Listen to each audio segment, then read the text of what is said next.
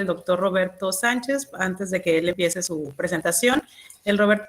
Roberto Sánchez Benítez es maestro y doctor en filosofía por la UNAM. Es profesor investigador de tiempo completo en la Universidad Autónoma de Ciudad Juárez, Chihuahua, donde fue coordinador y creador del doctorado en filosofía. Es miembro del Sistema Nacional de Investigadores y sus líneas de investigación transitan entre los estudios de estética, estudios literarios y filosofía contemporánea. Tiene textos bien interesantes, les leo nada más un par de títulos. Un ensayo sobre la palabra auroral, un ensayo sobre María Zambrano, visiones de Nietzsche, Maquiavelo y el mal, ¿no? Para que se den más o menos una idea de los trabajos que hace el doctor Sánchez Benítez. Doctor, pues bienvenido, lo escuchamos.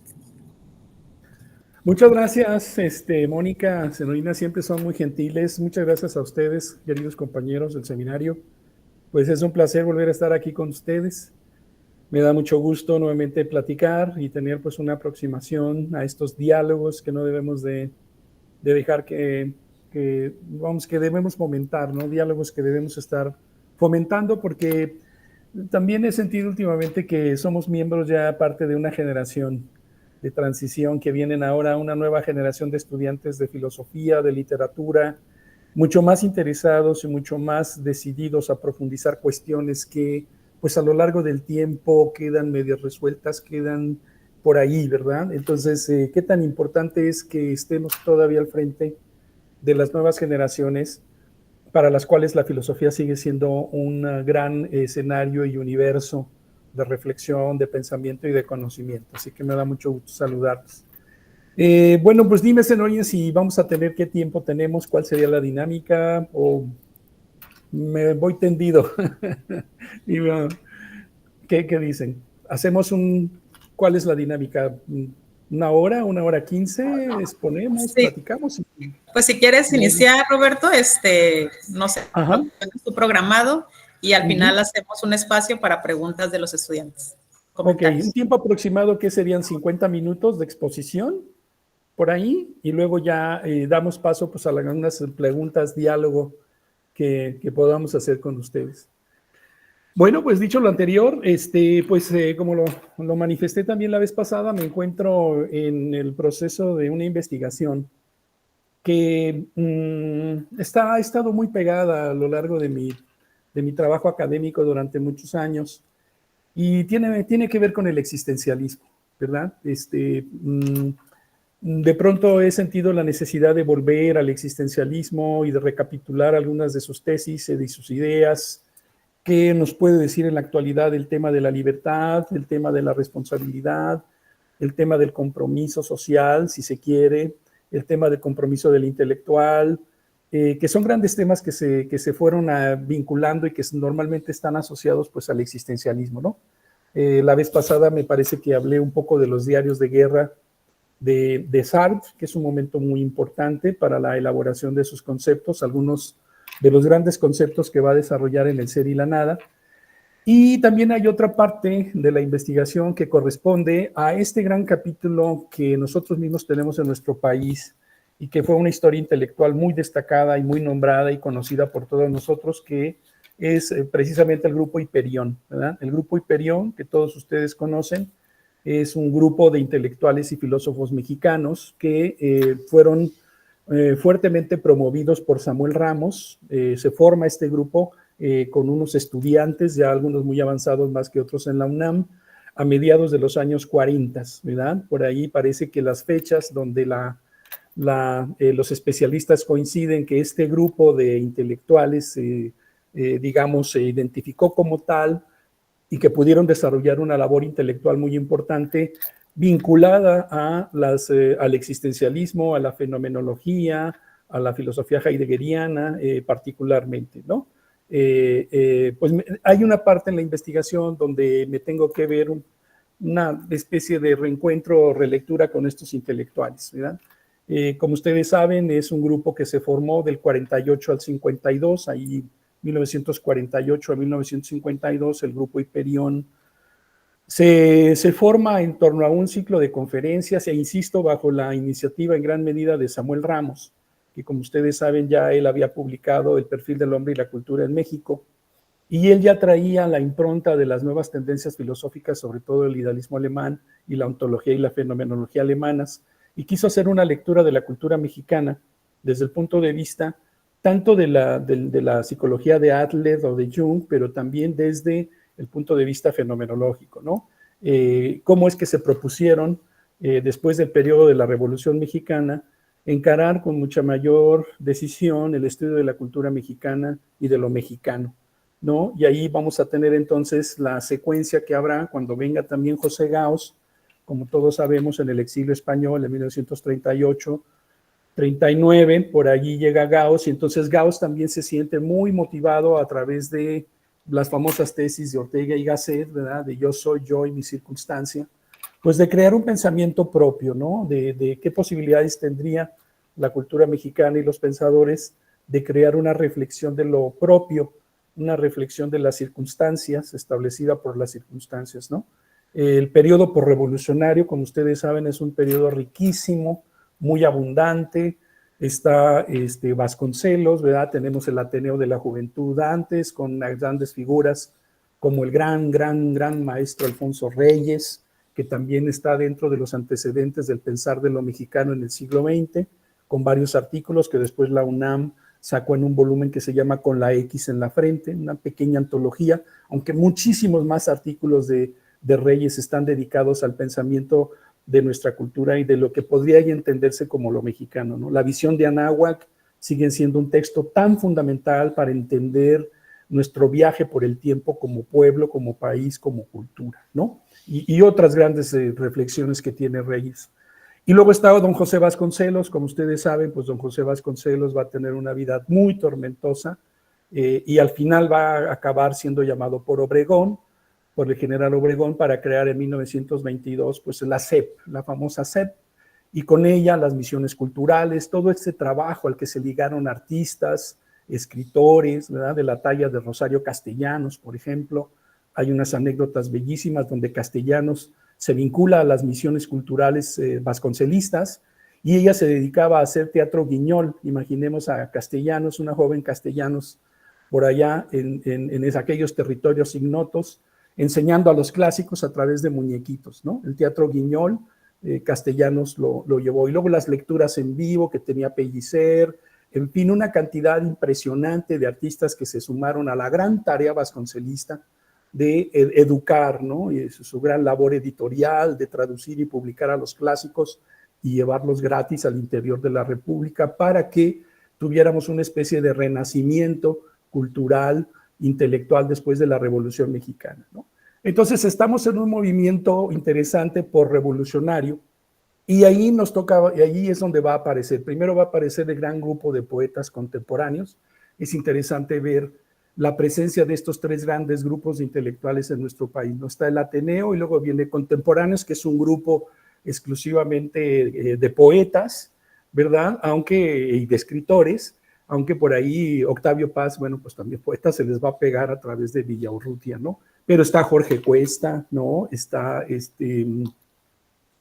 ¿cómo se llama este otro gran? El Jorge Cuesta, que fue un gran estudioso también, ¿no? Y Villaurrutia mismo, ¿no? Que tiene muchas lecturas. Y este grupo ya traducía también en su famosa revista del mismo nombre, Contemporáneos, pues ya traducían mucho de lo que se estaba haciendo en Europa en aquel tiempo, ¿no? Es decir, los poetas, las figuras de vanguardia en el teatro, Ionesco, todo lo que ustedes gusten, que estaba en aquella efervescencia también Europa por aquellos años, ¿no? Entonces llegamos al grupo de contemporáneos y este grupo pues va a ser motivado muy fuertemente, insisto, por Samuel Ramos, ¿verdad? Que ya tenía esa tendencia. Samuel Ramos llega a estar dentro de la universidad, llega a tomar cursos en Alemania y se trae un montón de ideas y empiezan a formar a un grupo de jóvenes intelectuales muy talentosos y a alentarlos para que difundieran pues las nuevas tendencias, ¿verdad? Nuevas tendencias filosóficas que se estaban gestando en Europa, insisto, particularmente el existencialismo, la fenomenología, el neocantismo, la filosofía de Heidegger, ¿no? A Heidegger, por ejemplo, ya lo leía en los años 30 Octavio Paz en nuestro país, ¿no? A través de la revista de Occidente, de Ortega. La revista de Occidente comenzó a traducir a Heidegger en los años 30 y por ahí en una anécdota, Octavio Paz dice, bueno, cómo empezó a leer en los años 30, ¿qué es metafísica? Ese libro tradicional de Heidegger, ¿no? Donde trata, por cierto, muchos temas que después la náusea sartreana y el inicio del existencialismo en Sartre, pues van a ser muy famosos, como el concepto de la angustia, por ejemplo, ¿no? El famoso concepto de la angustia que nos lleva a la revelación de la nada, y bueno, ahí toda la náusea, esa enorme novela que el día de hoy vamos a comentar más adelante, y de cómo será sobre todo leída por Jorge Portilla, ¿no? Entonces es un poquito el trazo a grandes rasgos de una historia que ocupó gran parte de la mitad del siglo XX, yo diría. Igual viene en la literatura, si ustedes quieren hacer un paralelo en la publicación y la producción de estos intelectuales a fines de los años 40 y la mitad, casi entrada a la mitad, la primera mitad de los años 50, pues nada más hay que recordar que Octavio Paz publica El laberinto de la soledad en 1950, por ejemplo, ¿no?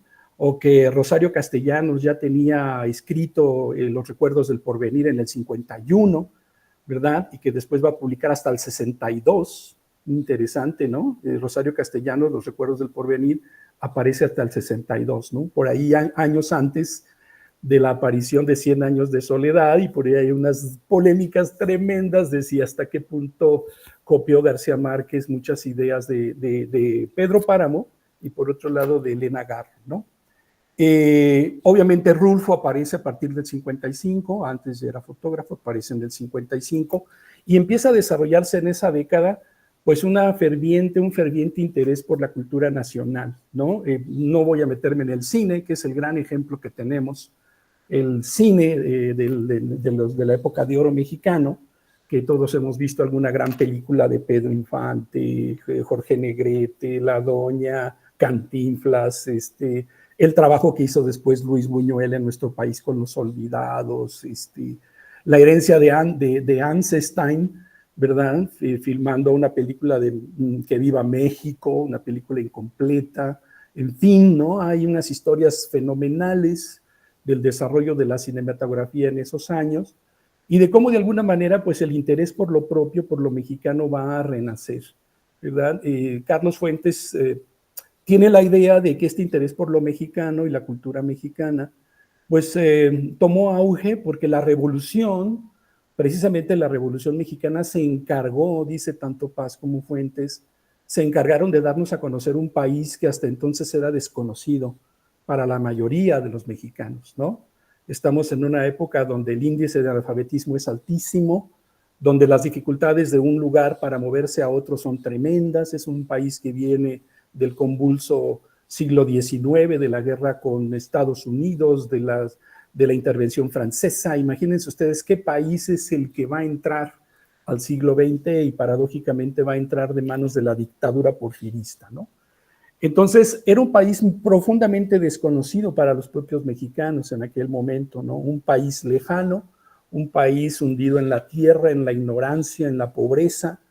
Y la Revolución Mexicana, dicen ellos, pues sirvió en algo positivo, a pesar del 1,000,000 de muertos que se calcula que generó la Revolución Mexicana y del 1,000,000 de migrantes que se vinieron por acá a poblar la frontera.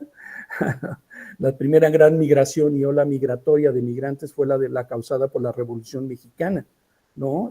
Tanto así que también, por ejemplo, la familia de Octavio Paz va a tener que emigrar a California porque la revolución nos va a dejar en la calle, ¿no? Entonces, ¿qué tan importante fue la Revolución Mexicana?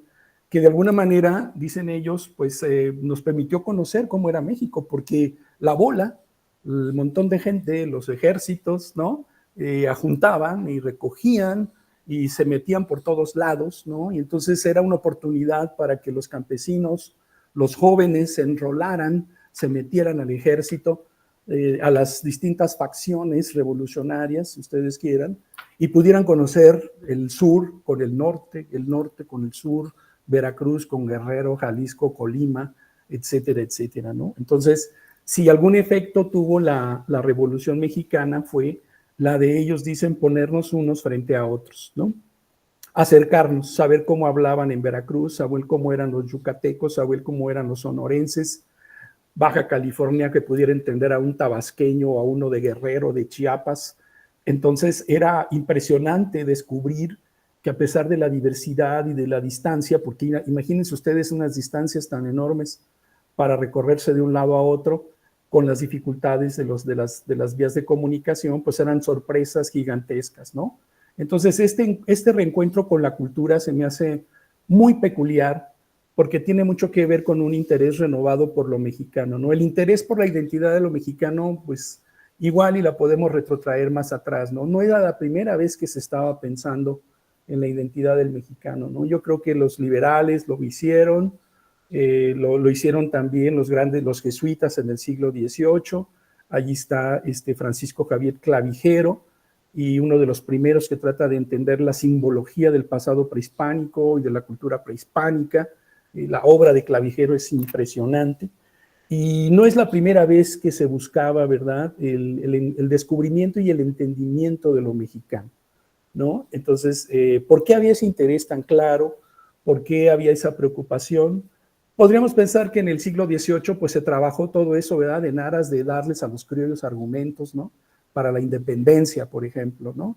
Es decir, había que demostrarle a España que éramos lo suficientemente civilizados, y es más, que habíamos tenido un pasado de civilización extraordinario, ¿no? Entonces eso iba a servir como argumento para poder decirles a los españoles, hey, no somos una bola, o en aquel entonces los mexicanos no eran una bola de bárbaros, ¿no?, sino que además estaban precedidos por unas grandes culturas, y ya desde entonces empezaba la valoración de las culturas del pasado, ¿no?, del mundo prehispánico, y eso en algún momento era un argumento para la independencia, ¿verdad?, para independizarse. No, es que detrás de nosotros hay un gran país, hay una grandeza nacional que podemos tomar en consideración. Bueno, entonces esta idea del pensamiento de lo mexicano, pues no era nada nuevo, pero sí los motivos para pensarlo, ¿no? Los motivos para pensar la cultura nacional o pensar la identidad, sí no tienen precedentes, porque en cada momento yo creo que hay el surgimiento de este repensamiento, ¿no? Alguna vez yo tuve oportunidad de hacerle una entrevista a Ricardo Guerra. Yo tomé clases con Ricardo Guerra en la UNAM, y él formó parte del grupo Hiperión en una menor escala, porque Ricardo casi nunca se dedicó a escribir, ¿verdad? Era un excelente y brillante maestro donde la palabra oral era extraordinaria. Bueno, pero como ustedes saben, él ayudó a traducir con Wenceslao Roses la fenomenología del espíritu, ¿no? Y me acuerdo que leíamos a Heidegger, Ser y Tiempo, en la versión alemana, y leíamos también la versión de Gauss, ¿verdad? Y todavía iba haciendo correcciones de lo que había hecho Gauss, o su misma traducción de la fenomenología del espíritu, la estábamos corrigiendo ahí en el salón, ¿no?, para una reedición en el Fondo de Cultura Económica. Y yo alguna vez le pregunté si el tema de la filosofía de lo mexicano era un tema que ya se había agotado, que si ya no íbamos a volver a pensar, que si el tema de la identidad del mexicano y la preocupación por lo mexicano ya había pasado, ¿no? Que a quién le interesaba ahora saber qué somos, ¿no? Y él me contestó así, entre no muy convencido, como que dice, bueno, lo que pasa es que el momento para pensar lo mexicano se acabó. Me acuerdo que me contestó bien en una entrevista, y tenía oportunidad de escribir en un suplemento. Y me acuerdo que me dijo mucho y se me quedó muy grabado, porque dije, pues que ya no es posible volver a pensar el asunto de lo mexicano, de la cultura mexicana, que ya la tenemos suficientemente comprendida y entendida, y andamos por la calle sabiendo realmente qué somos, ¿no? O todavía hay serias preguntas y todavía nos resulta inquietante desde el punto de vista de la cotidianidad, como lo van a hacer estos intelectuales, desde el punto de vista de la vida común, desde el punto de vista del relajo como Portilla, desde el punto de vista del pelado de Ramos, desde el punto de vista del pachuco de Paz, porque fíjense ustedes cómo seleccionaron unos prototipos de la cultura popular, ¿no? Y seleccionaron estos elementos y estos protagonistas de la cultura popular para abrirnos al universo de entendimiento de la cultura mexicana, ¿no? Después va a venir, por ejemplo, Monsiváis, ¿no? Para mí toda la obra de Monsiváis todavía es el impulso que tiene todavía esta enorme reflexión de la cultura popular en nuestro país, y que debemos estar revisando y estudiando, porque cada vez se están presentando fenómenos increíbles, ¿no? Imposibles de entender en un cierto momento, ¿no? Entonces ahí yo creo que No me queda del todo clara la respuesta que dio Guerra. Yo creo que él se refería a que su generación había dado lo que había tenido que dar en el momento en el que se le planteó a esa generación la exigencia de pensar lo mexicano, ¿no? Y él, pues ya a su edad, ya una persona que estaba entrando en los 50, 60 años, pues ya sentía que habían llegado, ¿no? Que ya ellos habían tenido que dar y lo que pudieron dar, excelente. Obviamente, como ustedes saben, no todos siguieron la misma trayectoria, ¿no? Hay trayectorias muy cortas de estos pensadores, por ejemplo, Emilio Uranga, el mismo Jorge Portilla, que va a llegar nada más a los 45, 43 años, vidas más longevas como Luis Villoro, ¿no? Evidentemente la gran figura del maestro Villoro pues va a atravesar todavía muchísimas décadas posteriores al movimiento Hiperión, al grupo Hiperión, va a atravesar, y como todos sabemos, el maestro Villoro parece que volvió a sus orígenes, como lo dice muy bien Juan en el libro que le dedica a su papá, ¿verdad? Ese libro biográfico muy bello que le dedica a su padre Juan Villoro, donde dice, bueno, es que mi padre al final acabó volviendo al origen, ¿no? Porque claro, el primer gran libro de Luis Villoro pues tiene que ver con el indigenismo en México, ¿verdad?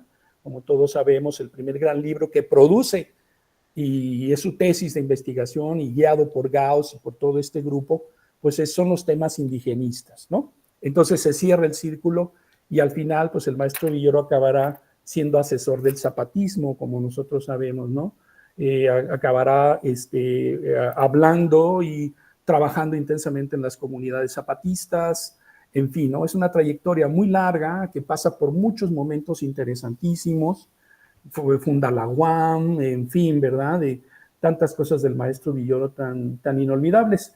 El maestro Leopoldo Sea, pues es innegable, ¿verdad? Otro integrante del grupo Hiperión, toda su enorme trayectoria y su enorme influencia en la filosofía latinoamericana, ¿verdad? Yo diría que a raíz de la presencia, era el mayor de todos, ¿verdad? Él ya era la figura más consolidada, ya era su primer gran libro sobre el positivismo en México, sigue siendo un libro fundamental, ¿no? Todos sabemos que es un gran libro para entender precisamente la filosofía positivista del porfirismo, ¿no? Y después se va a dedicar mucho a desarrollar los temas de la conciencia latinoamericanista, las posibilidades para una filosofía, en fin, ¿no? Es un trabajo enorme, institucional, ¿no? Va a desarrollar departamentos de investigación, de estudios latinoamericanos, etcétera, etcétera, ¿no? Entonces todos tuvieron un desempeño desigual, todos tuvieron mayores oportunidades que otros. El grupo se desintegra en 1952, ¿no? Ustedes pueden seguir un recorrido muy apasionante de la historia del grupo en esta antología que preparó Guillermo Hurtado, ¿verdad? Este gran conocedor también de esta época de la historia de la filosofía en México, de los años 40 a los años 60. Hurtado es un gran investigador y hizo esta antología y curiosamente recoge las conferencias, la antología se llama El Hiperión, recoge las conferencias que dieron ellos, ¿no? En el IFAL y luego las repitieron en la UNAM. El IFAL era el Instituto de Francés para América Latina, ¿no? El Instituto Francés para América, el IFAL, donde pues ahí encontraba, me acuerdo de la librería que vendían libros en francés muy bonitos. Entonces aquí recoge y hace una excelente introducción de la trayectoria del grupo, ¿no? Se las recomiendo mucho si tienen oportunidad. Está publicada por la UNAM. Es una muy buena antología, pero pues no hay como buscar los libros directamente, ¿no? Que son una obra extraordinaria y para mí representan pues un momento muy estelar del pensamiento filosófico en nuestro país, ¿no? Y pues me he visto de alguna manera y muy gratamente, digamos ahora en este momento, pues con el interés de conocer más a fondo, hacer relecturas y a ver qué sale, ¿no? Ya saben ustedes que las investigaciones siempre nos van deparando caminos muy inciertos, ¿no? Entonces ya a ver qué sale por aquí, pero sobre todo disfrutando y tener la oportunidad de releer a estos grandes intelectuales, ¿no? Que para mí merecen todo el respeto, que entraron en enormes pugnas, algunos de ellos, otros no tuvieron el éxito que se esperaban, otros se desentendieron muy rápidamente de la filosofía. Vamos a ver cómo Jorge Portilla pues muere de alguna manera muy prematuramente. Uranga también queda muy embebido. Los hiperiones decían que era el mejor dotado del grupo, y sin embargo pues va a caer en el alcoholismo y el alcoholismo va a acabar muy pronto con su vida, ¿no? En fin, yo creo que fue una existencia muy complicada para ellos como pensadores y en los años 40 el gobierno de Alemán, ¿no? Ya había pasado Lázaro Cárdenas, ya habían llegado el exilio español a México, entonces ya tenían una forma de dialogar a la altura de sus intereses, ¿no? Gauss al final, por ahí comentamos en un texto, al final Gauss, a pesar de que Gauss los haya alentado a pensar la temática de lo mexicano, al final también les va a reprochar que a partir de la temática de lo mexicano, de la identidad de lo mexicano, no hayan podido desarrollar un pensamiento propio.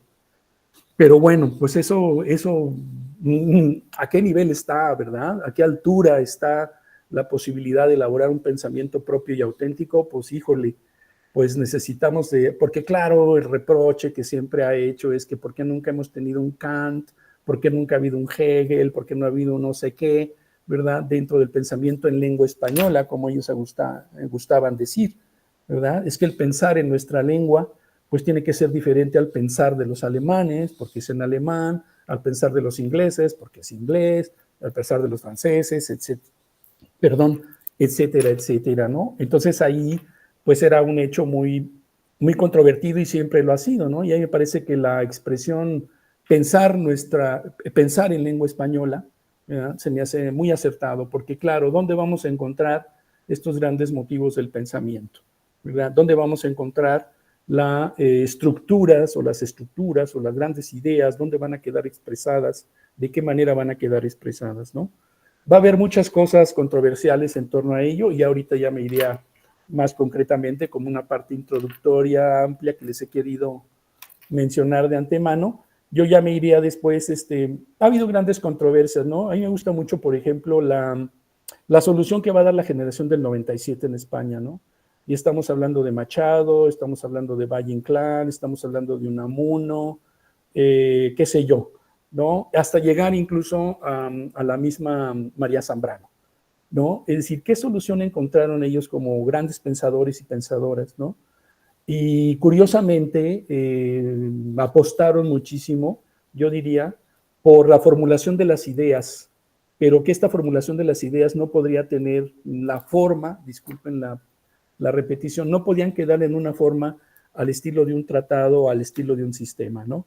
Sino que la formulación de las ideas en nuestro idioma o en el pensamiento español, pues iba a tener casi un carácter literario, ¿verdad? Es decir, es interesante ver cómo ellos van a encontrar en la literatura, en la poesía, bastantes elementos, ¿verdad?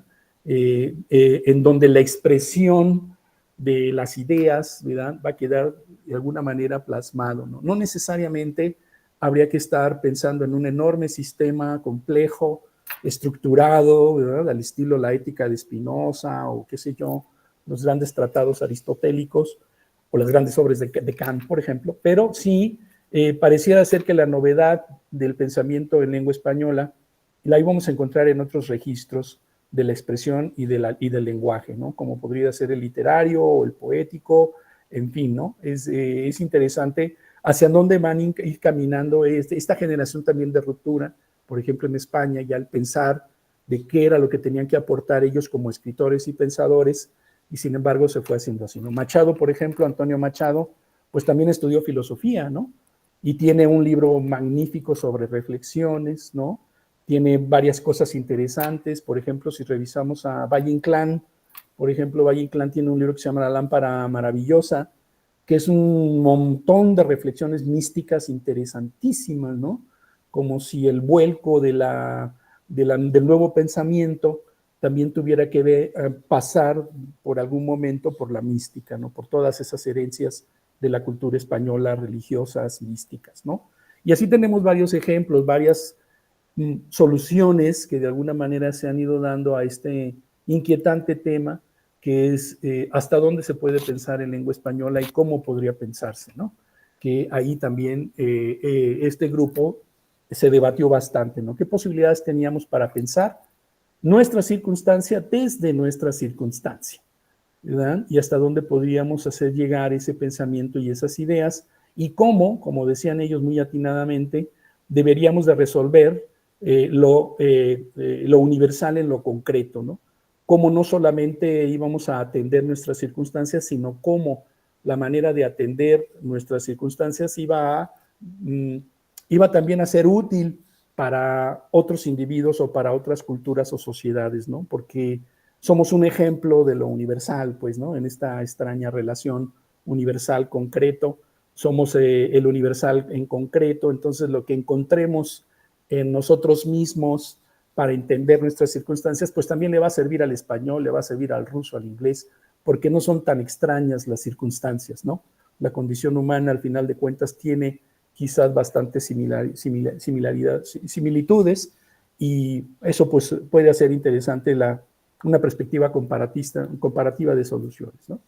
Entonces, este es un poco el panorama en el que he querido relacionarme, vincularme, volverlo a traer a colación, en fin, ¿no? Es el interés que he estado manejando en los últimos 2 años de esta investigación que me propongo, pues hacer unas relecturas en muchos casos, ¿no? Volver a releer, volver a situar un conjunto de obras, y en esta parte que yo la dedico al pensamiento de los existencialistas mexicanos, que no soy el único, evidentemente, me he dado cuenta de que hay otras personas que ya lo están haciendo, y lo están haciendo muy bien, con tesis monográficas sobre Uranga, tesis monográficas sobre Portilla, ¿no?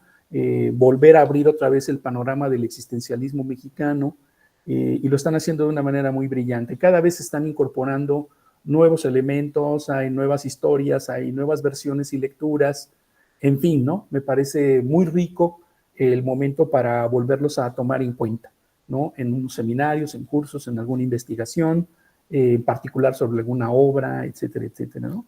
De hecho, el fin de año vamos a tener por acá, y están cordialmente invitados, me dicen si tienen interés para mandarles el link, en noviembre de este año va a haber un congreso muy interesante de una asociación filosófica de Estados Unidos que se va a hacer en colaboración con la Universidad de Juárez. Es un congreso que va a estar dedicado precisamente a temas de la filosofía mexicana e iberoamericana o latinoamericana. Así que si hay interés, en noviembre todavía están abiertas las fechas para enviar alguna colaboración. Yo enseguida le pondría a enviarles la convocatoria, y va a venir Carlos Alberto Sánchez. Carlos Alberto Sánchez nos va a dar una conferencia en ese congreso, y él se ha dedicado también, tiene este libro, que es un libro muy bueno, publicado en inglés, y ese interés que él ha tenido, Carlos Alberto, él trabaja pues en California, en la Universidad de San José. Él trabaja allá, y aquí tiene también varias tesis trabajos monográficos sobre ello. Este libro también me ha dado muchas orientaciones, descubre muchos aspectos interesantes del grupo, recoge mucho de lo que ya se ha escrito acerca del grupo. El libro se llama Contingencia y Compromiso, podríamos pensar, ¿no? La gran categoría de Jorge Portilla, que se llama contingencia, que vamos a explicar ahorita enseguida. Contingencia y pues como responsabilidad, commitment, ¿cómo lo traducirían ustedes? Commitment, ¿sí se alcanza a ver? Como responsabilidad o algo así, ¿no? Como compromiso, como commitment, ¿no? Dice el existencialismo mexicano y su lugar en la filosofía. Es el subtítulo de este librazo, que también se los recomiendo. Está publicado por la Universidad de Nueva York. Es una garantía grande, ¿no? Es un muy buen trabajo que también se hace por parte de este investigador en Estados Unidos, y parece que lo vamos a tener acá de invitado, viene también a este congreso que les comento, pues será también para mí personalmente pues una oportunidad muy grande de poder platicar con él, ¿no? Entonces ahí coincidencias que se van dando, ¿no?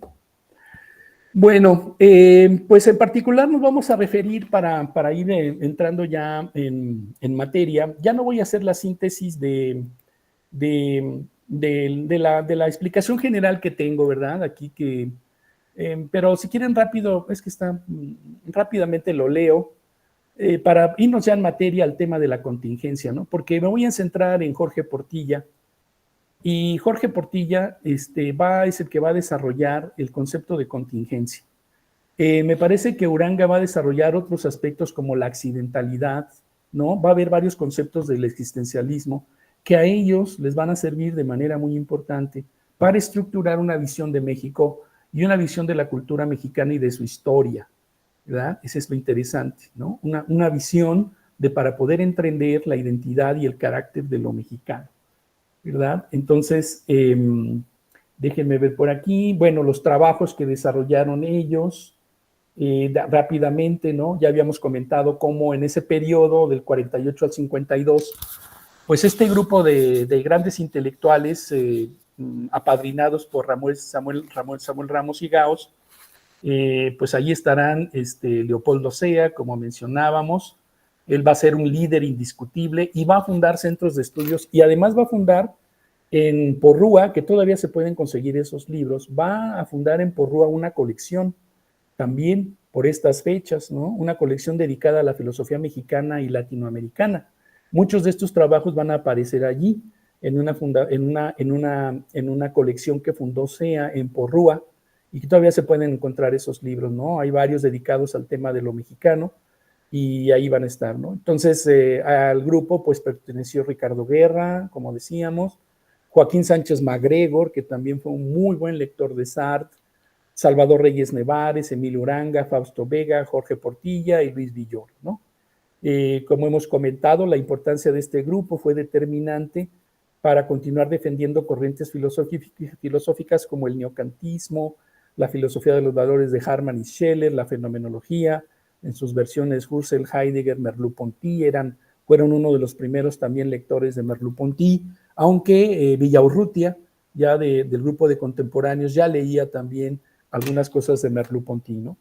Y particularmente pues el existencialismo y de ahí Sartre, Camus, las cuales estas tendencias pues fueron utilizadas para comprender la circunstancia mexicana, ¿verdad? Bueno, pues este grupo se presenta, algunas de sus obras ya las hemos mencionado, El positivismo en México de 1943 de Leopoldo Sea, Los grandes momentos del indigenismo en México de 1950 de Villoro, ¿verdad? Donde también, como decíamos, Octavio Paz publica El laberinto de la soledad, ¿no? Hay una coincidencia interesantísima en un primer texto de Villoro y uno de Octavio Paz que luego trataré de comentárselas. Incluso el título, ¿verdad? Es muy interesante cómo se aproximaban, incluso hasta cómo la temática de alguna manera sonaba en diferentes momentos entre estos intelectuales. No tengo idea de si todavía ya habían entrado en contacto Villoro con Octavio Paz, que después se volvieron amigos. Ensayo de una ontología del mexicano, este es un poco más del 49, ¿verdad? Análisis del ser de mexicano, de Uranga, del 52. Fenomenología del relajo, que es el gran libro de Jorge Portilla de 1966, ¿no? He tenido la oportunidad no voy a hablar mucho de él, porque el tiempo no nos va a alcanzar, pero tuve oportunidad también por ahí, no hace mucho, en una feria de libro, encontrar la primera edición de la Fenomenología del Relajo, ¿no? De Jorge Portilla Enera. Uy, vieran qué gustazo me dio, ¿no? La primera edición de Fenomenología del Relajo de Jorge Portilla, pues ya ven ustedes, con la edad uno empieza a volverse muy anticuario, ¿verdad? A desarrollar un gusto por lo viejo, ¿no?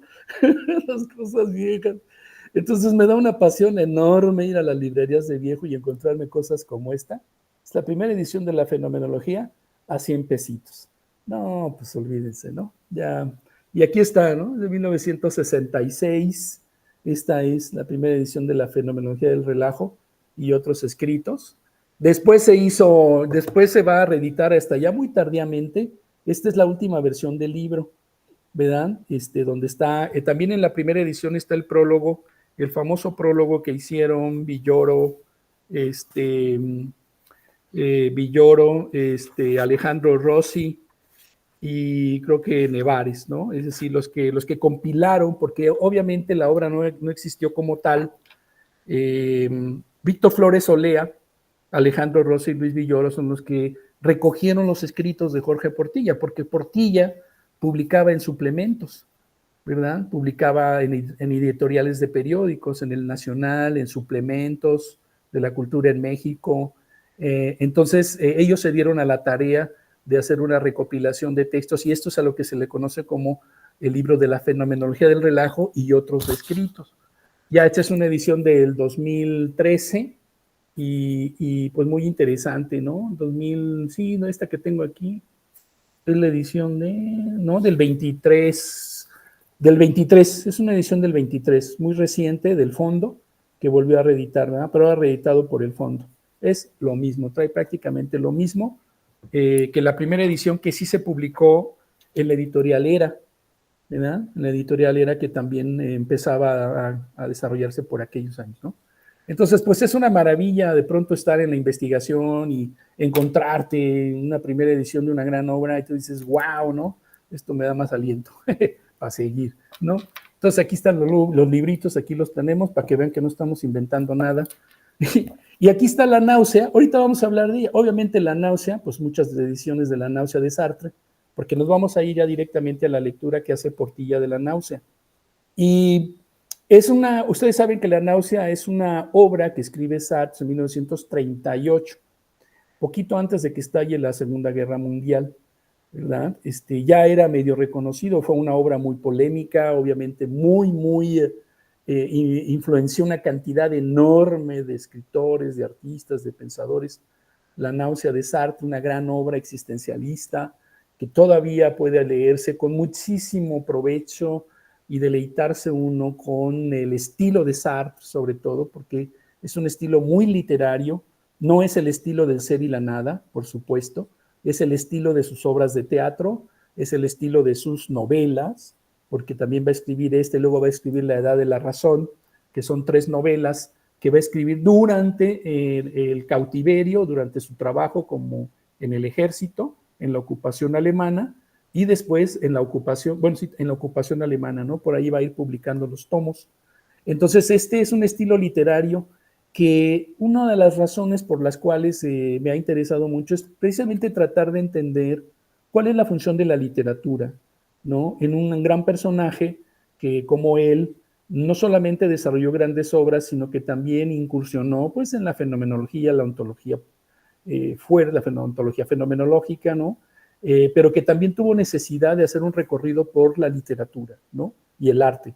Entonces, siempre esa es una de las inquietudes, que tratar de entender qué papel pudieron haber tenido estas obras en él, esta etapa donde él escribe como escritor, ¿verdad? Y acuérdense que a Sartre le dan el Nobel precisamente por la aparición de las palabras, ¿no? De su única novela autobiográfica, ¿verdad? Digamos, su único texto profundamente autobiográfico, le dan el Nobel y él lo rechaza, ¿no? Entonces, ha sido ese mi interés también. Y el mostrarle la edición de La náusea es porque, al parecer, la magnífica traducción, o sea, las traducciones que he encontrado yo de La náusea en español, adivinen de quién es, ¿verdad? La náusea se traduce, pues aquí la edición que yo tengo es de 2002, pero ya se publica en la editorial Losada desde 1947. No estoy muy seguro si es la primera traducción al español de La náusea, del 47. Fíjense ustedes si el dato es interesante, porque el ensayo de Portilla está entre el 48 y el 52, si no mal me equivoco. Entonces, he llegado yo a una pequeña conclusión, a lo mejor les parece irrelevante, pero he llegado yo a la conclusión de que la edición que consultó Portilla para su lectura de La náusea tiene que ver con del 48 al 62, ¿no? Porque todos los artículos están del 48 al 62. Tuvo que haber sido esta. Tuvo que haber sido la traducción que en el 47 se publica en Buenos Aires, en Losada, y adivinen quién la hace, Aurora Bernardés. ¿Y quién es Aurora Bernardés? Pues la primera mujer de Cortázar, ¿verdad? Que durante muchos años vivió de la traducción. La pareja Cortázar-Aurora vivieron muchos años de la traducción. Cortázar fue traductor en la UNESCO, ¿verdad? Y tradujo, como ustedes saben, de manera brillantísima los cuentos de Edgar Allan Poe, ¿no? Una magnífica versión de Cortázar de la traducción de los cuentos de Edgar Allan Poe, fantástica, todavía es en Alianza, todavía pueden encontrar. Entonces, que es muy sorprendente, porque esto es una ligación de intereses extraordinarios, ¿no? Y he podido cotejar las citas que hace Portilla y coinciden con la edición de Losada. O sea, cuando Portilla cita La náusea, coinciden tal cual con la edición de Losada, y la traducción, pues me imagino que de Aurora Bernardés, ¿verdad? Parece que Portilla no era muy bueno en francés, no sé, voy a tener que demostrar eso, porque recurrió a la traducción de Aurora Bernardés. En cambio, Joaquín Sánchez MacGregor en el libro, en el extracto que hace aquí Guillermo Hurtado de la antología de Hiperión, sí cita en francés, cita a Sartre en francés, cita tanto La náusea como El ser y la nada, y parece que él sí traducía, ¿no? Ya leían en francés a Merleau-Ponty, obviamente, ¿no? Algunos leían francés. Portilla no estoy muy seguro si sabía francés o no, pero en cambio pudo recurrir a la traducción de La náusea, hecha por Aurora Bernardés, ¿no?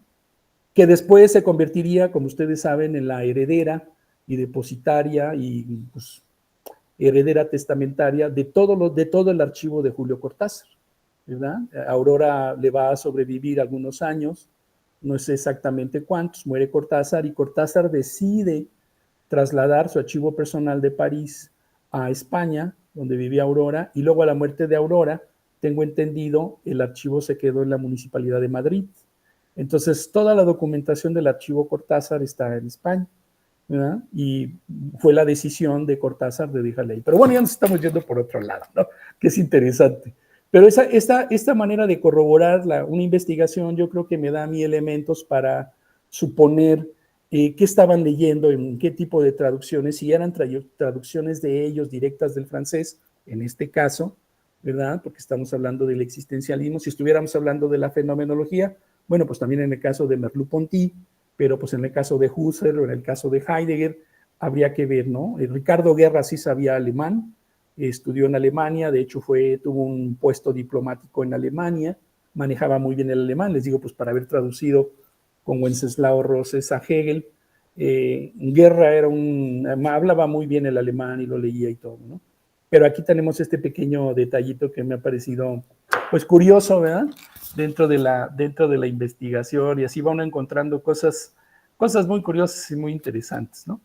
Bueno, he intitulado este apartado diciendo que Portilla fue un ser inclasificable, ¿verdad?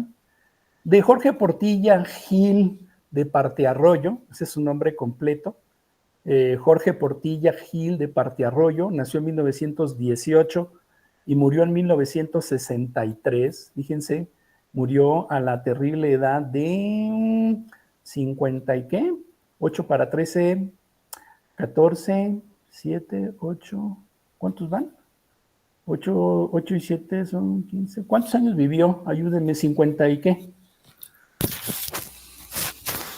8 para 13, ¿cuántos son? Oigan. Bueno, 8, 9, 10, 11, 12, 13. 45 años, ya lo habíamos comentado. Portilla vivió 45 años. Bueno, se dice de Jorge Portilla que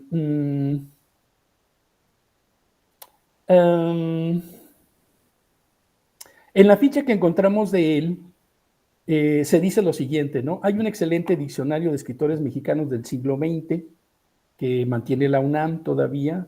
Se dice que estudió leyes en la Facultad de Derecho de la UNAM e inició la carrera de filosofía y cursos de posgrado en Francia, Bélgica y Alemania. Fue conferencista en Austin, en Boston y Nueva York. Colaboró en revistas, periódicos y suplementos como Universidad de México, que es de donde se extraen la mayoría de los textos en la antología, en la Revista Mexicana de Literatura, que por cierto, ahí tuvo mucho que ver en su fundación de esta revista Carlos Fuentes. En Diorama de la Cultura, ¿verdad? En Excelsior, en México en la Cultura y la Cultura en México, que también fueron suplementos que llegaron todavía hasta los años 70 de una manera vertiginosa, ¿no? Grandes suplementos culturales, pues allí era un poco, y vamos a ver qué sentido tiene el haber publicado en en el medio periodístico y en el medio de los suplementos, porque es interesante cómo el elemento que buscó Portilla fue cada vez menos académico, ¿no? Le interesaba mucho publicar en periódicos, publicar en suplementos, ¿no? Y esto yo creo que tenía mucho que ver con aquella idea que sacan de Sartre de llevar la filosofía a la calle, ¿no? De hacer más entendible la filosofía, ¿verdad? De hacerla más comunicativa. Y el medio por excelencia en aquellos años, pues o eran los libros, o era la academia, ¿verdad? O las clases, pues, o era el periodismo, ¿no? Y entonces por eso también hubo una gran etapa del periodismo cultural en nuestro país. Lamentablemente, esa etapa no ha vuelto. Lamentablemente, los medios periodísticos ahora de manera digital, ustedes me dirán, ¿no? si no es porque se conservan algunas revistas en línea, si no es porque se conservan, en general, los suplementos culturales han desaparecido. Y es una lástima, ¿no? Porque en otra época fueron el gran elemento de aprendizaje. Aprendimos, mi generación y no sé, la anterior, yo creo, aprendimos muchas cosas en las revistas literarias, en los suplementos culturales, en los periódicos, en la editorial, ¿no? Octavio Paz escribía en los periódicos, todos, Villoro, todos llegaban a publicar polémicas, había grandes discusiones en los medios de comunicación, ¿no? Impresos. Entonces, el hecho de que Portilla no se haya afanado tanto por dedicarse a escribir libros muy técnicos de filosofía y en un medio muy tradicional como son las editoriales, pues ya fuera consagradas u universitarias, pues habla también del interés que él tenía, ¿no? De esta divisa, de esta tesis de llevar la filosofía a la calle, ¿verdad? Era un interés que él tenía de no quedar reducido el espacio de la comunicación al espacio académico, ¿no? Entonces, de él, a pesar de todo esto, se tiene muy poca información acerca de la persona, digamos, ¿no? Dice, Guillermo Hurtado ha dicho que de él solo nos quedan los retazos de una leyenda. Lo dice muy bonito, ¿no? Lo dice muy bien, dice retazos de una leyenda, ¿verdad? Esto lo dice en el prólogo, precisamente en la antología esta nueva que se ha hecho por parte del fondo, ¿no? Ahí el estudio que tiene, ahí habla de que nada más nos quedan los retazos de una leyenda, que de no haber sido por sus compiladores, es decir, por Villoro, por Rossi y Víctor Flores Olea, grandes amigos, que no haber sido por ellos, su obra hubiera permanecido oculta, dispersa, olvidada, entre los suplementos y las revistas literarias, ¿verdad? Muy al estilo del Destino que siguieron, por ejemplo, los escritos de Kafka, ¿no? Que si no lo salva Brod, nunca hubiéramos sabido quién fue Kafka. De presencia agradable, conversación interesante, sobre todo con Emilio Uranga, eran grandes amigos, platicaban muchísimo con Uranga, de quien fue un interlocutor privilegiado, prestigiado, fácil frecuentador de bares en el centro de la capital michoacana, un hombre atractivo, por ahí se dice que tuvo muchos problemas y líos de faldas, a más de una mujer galante o famosa, ¿no? Parece que tuvo varios problemas por ahí en ese sentido, ¿no? Hay una leyenda media negra por ahí que rescata también un estudioso de Héctor Aparicio, es un joven investigador que ha estado publicando también varias cosas sobre los existencialistas. Dice eso de andar de mujeriego no le aseguró una memoria fácil, no fue de grata memoria para sus hijos, ¿no? Quienes pues obviamente en una familia lamentaban mucho su ausencia, la situación de pobreza en que vivían, sus ausencias, ¿no? Tal como relata uno de sus hijos. En una autobiografía, ¿no? Hay un hijo que él tuvo que se llama Jorge Portilla Livingston, en una autobiografía que se llama De Cuerpo Entero, publicada en 1992. No pude conseguir más datos de esta autobiografía de uno de los hijos de Portilla, ¿no? En donde se habla, pues, que es un testimonio muy fuerte, pero, bueno, pues por las ausencias, ¿no? Si era un hombre que frecuentaba bares y disfrutaba mucho la época de bohemia de aquellos años en un México que estaba saliendo de grandes dificultades y estaba entrando los años 40 a una etapa de progreso, ¿verdad? De desarrollo de la clase media, de las profesiones, etcétera. La Ciudad de México se va a masificar como nunca. En fin, ¿verdad? El enorme bullicio de los años 40.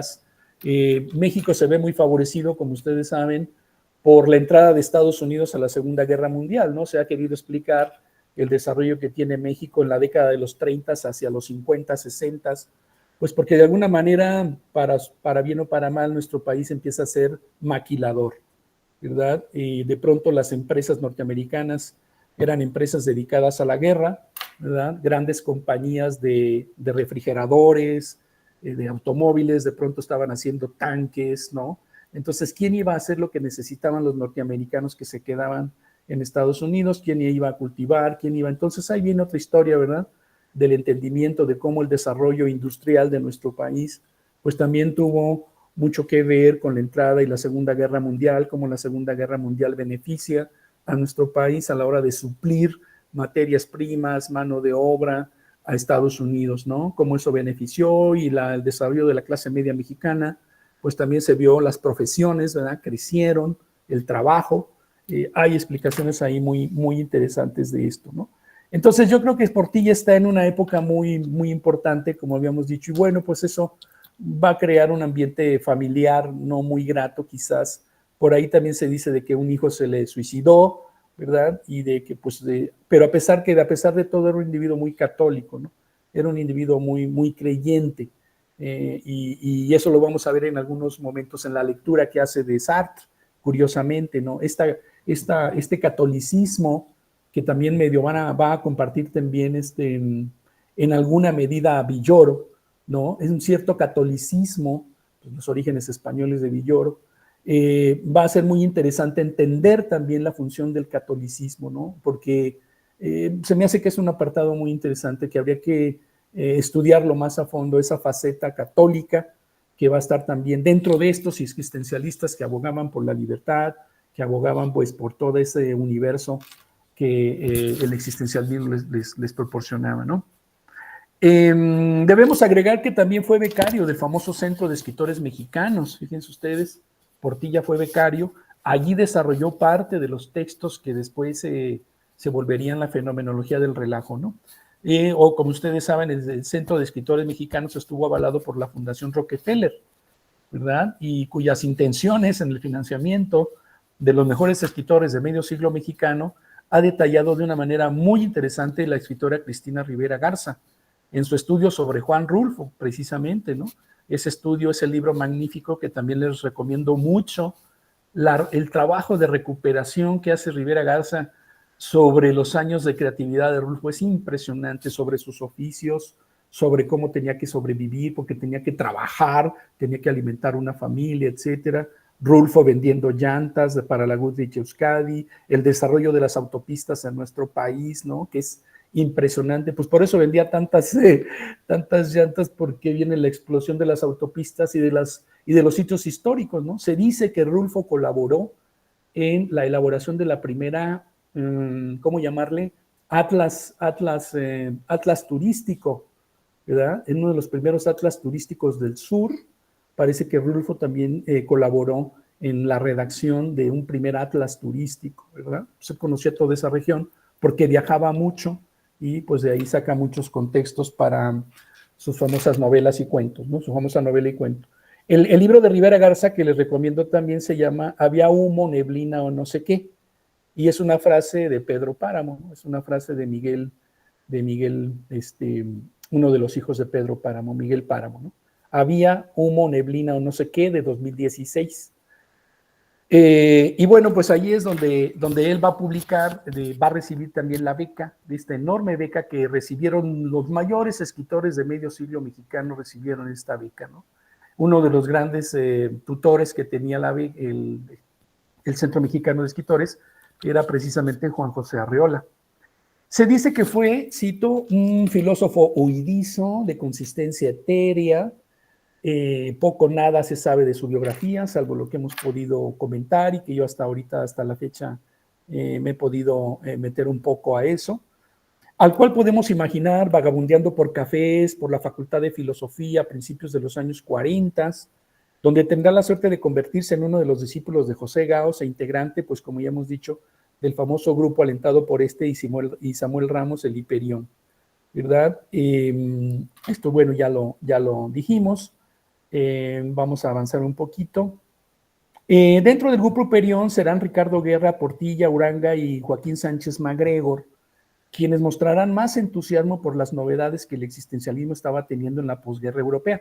También hay que recordar el interés muy inicial de Luis Villoro sobre Gabriel Marcel, ¿no? Este existencialista cristiano, precisamente, ¿verdad? Gabriel Marcel, hay un texto, hay una conferencia, en este ciclo de conferencias que dieron de manera inaugural del Grupo Hiperión, hay una conferencia muy famosa de Villoro sobre Gabriel Marcel, ¿no? Entonces, volviendo otra vez al tema de una especie de existencialismo cristiano, ¿verdad? Porque tuvo varias vertientes, en Clark Jaspers también hay otra forma de entender esta tendencia. Varios de ellos tuvieron oportunidad de viajar a Europa en alguno de esos años decisivos y volver con las novedades en un momento en que nuestro país se encontraba en un proceso de reconstrucción educativa, cultural y artística, ¿no? No se nos ha pasado, pero ahí está el muralismo también, ¿verdad? Al lado de todo lo que hemos dicho después. Bueno, pues Octavio Paz, aquí hago una referencia a Paz cuando conoce a Sartre en París y Paz se desilusiona mucho. Esto lo he tratado en un librito por ahí que ya publicamos, la relación Octavio Paz-Sartre. A Sartre lo decepcionó mucho, a Paz lo decepcionó mucho Sartre, ¿no? Y lo decepcionó la aparente ignorancia que dice Paz de Sartre, que Sartre no sabía nada del siglo de oro español y no sabía quién era Sor Juana. Entonces, pues que cómo, ¿no? Como un gran intelectual no sabía nada del siglo de oro español, ¿no? Pero sobre todo, Paz, por ejemplo, digamos, no celebró de muy buen agrado la influencia de Sartre en América Latina, ¿no? Culpabilizaba a Sartre de una especie de vulgarización de la dialéctica hegeliana y de una interpretación, pues obviamente muy ortodoxa, muy medio estalinista del marxismo, y que pues eso había conducido a los intelectuales de izquierda a cometer errores de interpretación de la realidad y en fin, ¿no? Y sobre todo porque nunca haberse desdecido muy claramente de la cuestión soviética, ¿no? De las noticias que ya tenían todos estos intelectuales y todos estos existencialistas en París. Por un lado, la noticia que ellos ya tenían de los campos de concentración y de exterminio nazis, y por otro lado también de los campos de trabajo forzado soviéticos, estalinistas, ¿no? A mí siempre me ha parecido muy, muy interesante. No es mi tema ahorita todavía meterme en estos asuntos de las filiaciones políticas de los existencialistas, ¿no? Pero es impresionante el recuento que hace Simone de Beauvoir en Los Mandarines, ¿no? Esta obra de Simone de Beauvoir, pareciera ser que Simone de Beauvoir hubiera sido la testigo silenciosa de todas las discusiones intelectuales que se daban en torno a ellos, de sus viajes, evidentemente, porque viajaron muchísimo, fueron muchas veces a Rusia, no hay duda, ¿no? Muchas veces porque conocieron a la gran traductora de Sartre al ruso, incluso creo que fue amante de Sartre, para variar, y fueron varias veces a Rusia los dos, ¿no? Igual que vinieron a Cuba. Ustedes saben que Sartre y Simona visitan Cuba en una estancia de 6-8 meses, muy bien narrada por un libro por ahí que también anda.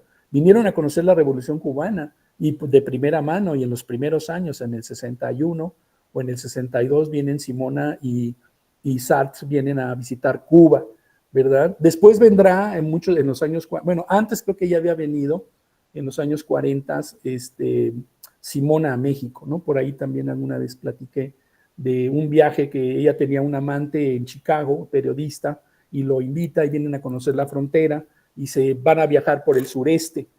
Y muy poca gente ha atestiguado la visita de Simone de Beauvoir a nuestro país en los años 40. Hay muy poca información. Sin embargo, Rosario Castellanos se enteró de la visita y lamentó mucho.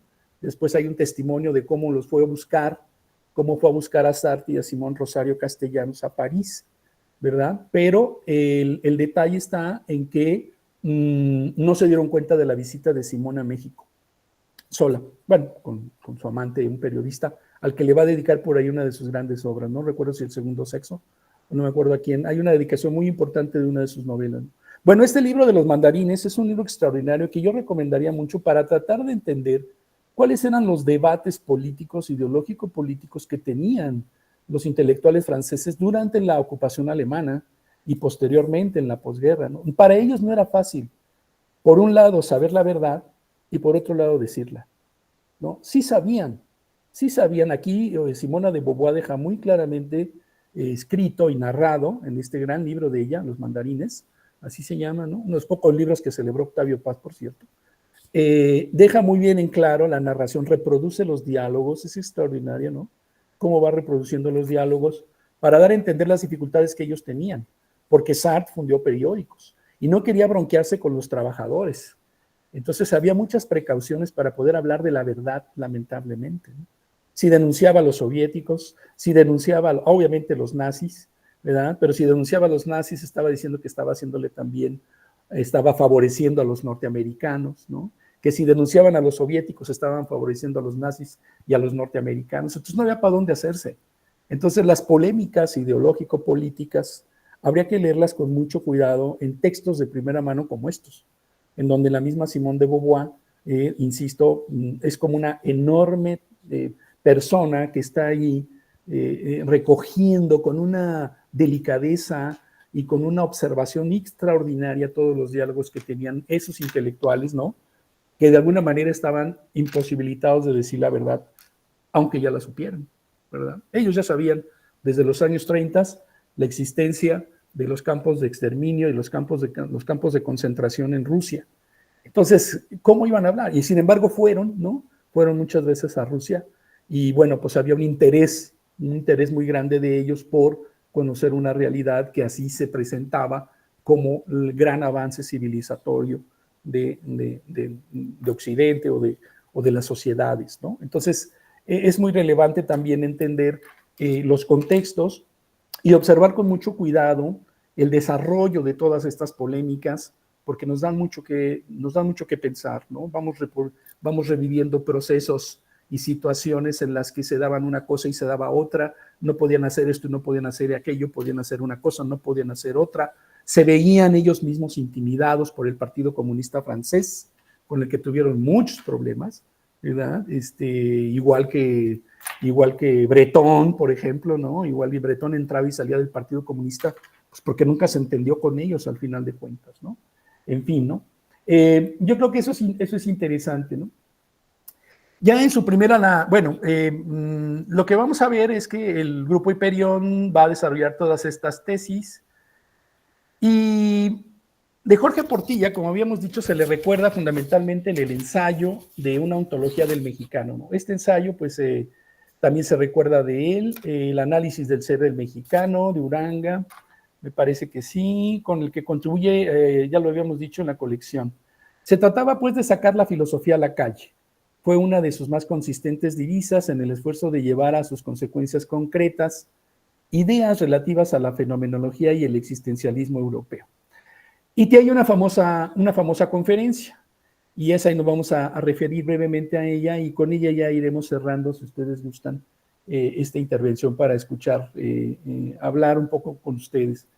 En una conferencia que se llama La náusea y el humanismo, expone su lectura y comprensión de la novela de La náusea, de esta novela de Sartre, cuyos aspectos literarios serán dejados de lado para centrarse en lo que a su parecer, al parecer de Jorge Portilla, es la categoría esencial del análisis existencialista y que no es otra que el de la contingencia, ¿verdad? Es decir, la imposibilidad de establecer un sentido único sobre la existencia, toda vez que ésta reposa en lo absurdo, en el sinsentido, en la indeterminación establecida por la propia forma de ser en el tiempo y la historia.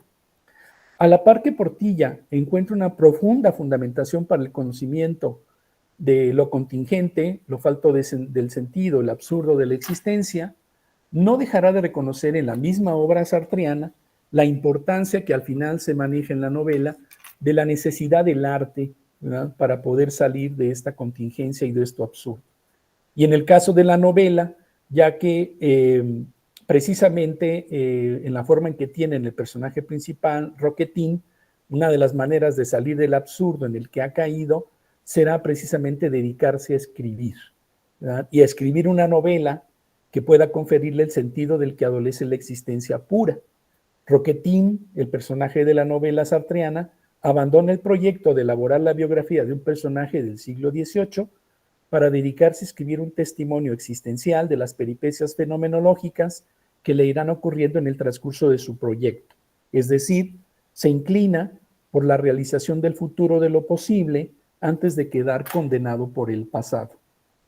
Por contingente, Portilla no entiende lo indeterminado, ni siquiera lo azaroso o circunstancial, sino lo real, frente a las figuraciones del idealismo filosófico, fundamentalmente a la manera alemana, desde Fichte, Kant y Hegel, es decir, frente a la, dice él, deglutación de la realidad por el sujeto, frente a la asimilación de aquella por éste, cuando de lo que se trata es de fundamentar la existencia por sí misma sin la participación del sujeto.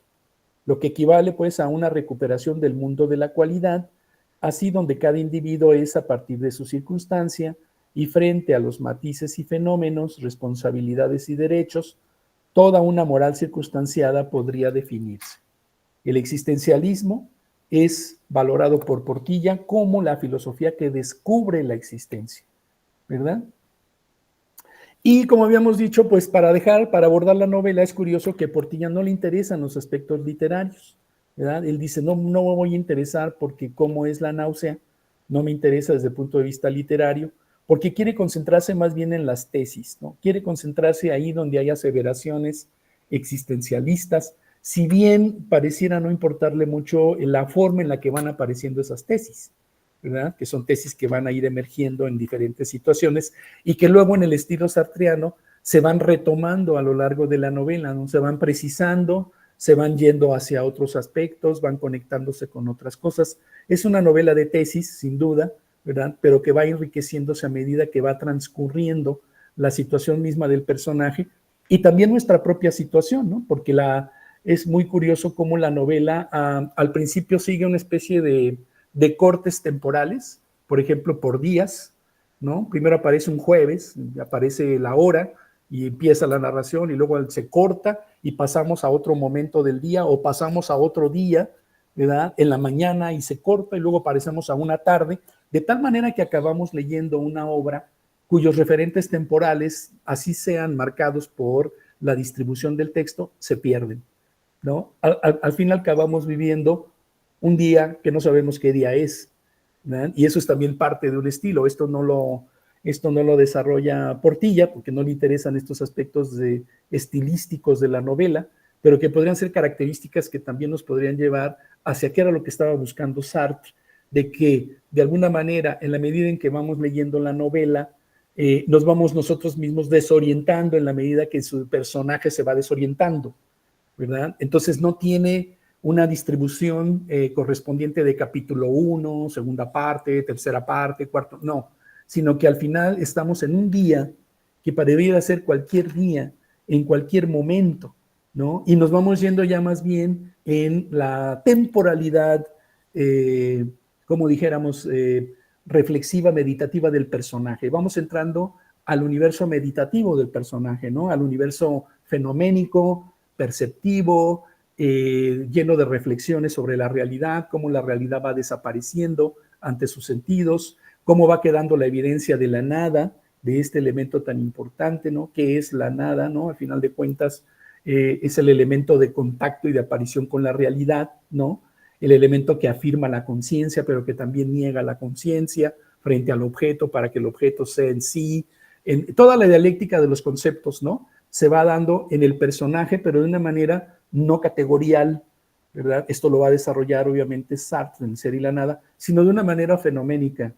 Y ese es el gran valor de la novela, ese es lo que entusiasmó a tantos artistas, ¿no? Porque estaban encontrando una descripción, por ejemplo, de un pasaje surrealista, o estaban encontrando una descripción que solamente podían ver en cuadros, que tenían que ver con lo onírico, ¿no? Entonces esa pérdida de la conciencia y fuga de la conciencia de la realidad para ir descubriendo lo que ella es, que no es nada, sino que su fundamento es la contingencia, el irse apareciendo de las maneras en las que va ocurriendo, es un elemento que yo creo que Portilla no se detuvo demasiado en ello, no tenía mucho interés, pero que también ayuda a comprender el aparente, le diríamos, de pérdida de tiempo que se va dando porque nos vamos metiendo cada vez más a la conciencia de Roquetín, ¿no? Que es su personaje, ¿verdad? Ya para ir cerrando poco a poco, nada más decir, por ejemplo, que la novela se convierte a sus ojos, de Portilla, en una novela de tesis, en un medio que es capaz de ilustrar, mostrar ideas abstractas, con la intención de romper el círculo académico filosófico estricto, donde éstas han tenido su mejor exposición, aspecto que sin duda valora o valoró el pensador mexicano. Si Sartre se propuso formular una filosofía de la existencia, esta tenía que ser formulada fuera de los círculos del academicismo, de los herméticos para iniciados en el lenguaje abstracto, para encontrarse a nivel de un público al que le fuera accesible o al que al menos sintiera que ese pensamiento emanaba de su realidad concreta, de las experiencias e intuiciones inmediatas. La faceta literaria es comprendida por Portilla como un simple medio de divulgación incapaz de influir en las ideas que son presentadas en él mismo, ¿no? Así lo ve Portilla, ¿no? El medio para él no modifica el contenido, la forma no es parte del contenido aquí. Sin embargo, reconoce la necesidad de la forma en la medida que el contenido llega a un límite en la exposición de la experiencia o vivencia narrada, ¿no? Entonces, esa es una de las conclusiones que él tiene. Después hacemos un pequeño recurso, hacemos una pequeña apelación a la novela de manera directa, pero bueno, ya para concluir, ¿hacia dónde te lleva su lectura, Portilla? ¿Verdad? Se da cuenta de lo que, entiende muy bien lo que le está sucediendo al personaje y trata de exponer y vincular eso a lo que está llegando el personaje, que no son pues sino conceptos que después van a figurar de una manera mucho más sistemática en la obra de Sartre, ¿no? El ser y la nada. El filósofo mexicano destaca de la novela sartreana el momento en que el personaje es la famosa escena de un parque, ¿verdad? Donde Roquetín, es una escena muy famosa, muy citada, muy recordada en los análisis de la novela, en donde el personaje está en un parque y ve una raíz, curiosamente, y empieza esa raíz, ante su mirada y su atención, empieza a transformarse en algo muy sorprendente para él, ¿no? Y él mismo empieza a sentirse aislado en la percepción de ese conjunto de transformaciones que son cualidades de las cosas, ¿no? Y que lo van llevando de un momento a otro dentro de un universo de cualidades, ¿no?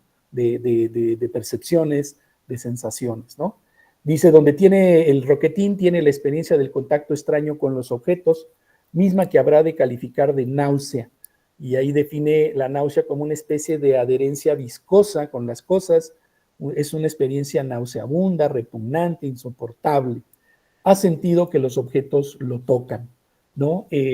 Al inicio también de la novela hay una extraña escena, digamos, una extraña situación en donde el personaje agarra un guijarro y antes de aventarlo al agua, me parece que es el mar, antes de aventarlo, de arrojarlo, siente que es tocado por el objeto y no que él esté sosteniendo la piedra, ¿no? Siente que la piedra lo toca.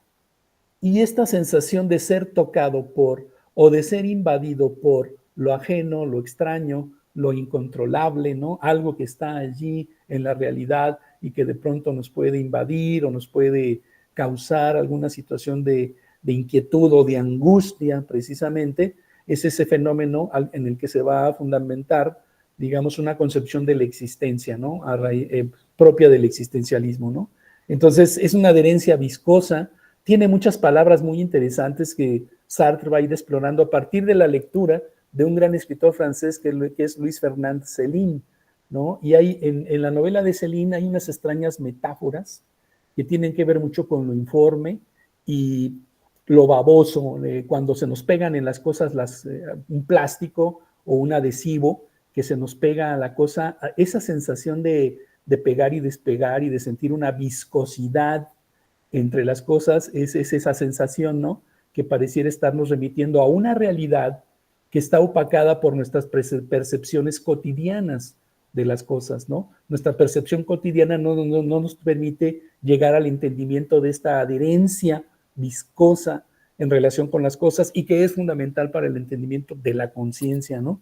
Por otro lado, entonces dice cómo lo tocan, la relación utilidad con los objetos se ha invertido y ahora son ellos los que descubren un escenario ajeno, atemorizante, en una inmediatez no percibida nunca, capaces de limitar las expectativas o las libertades humanas, ¿no? Y aquí pone una cita de Sartre, de la novela, ¿no? Señala, ahora recuerdo mejor lo que sentí el otro día a la orilla del mar, cuando tenía el guijarro.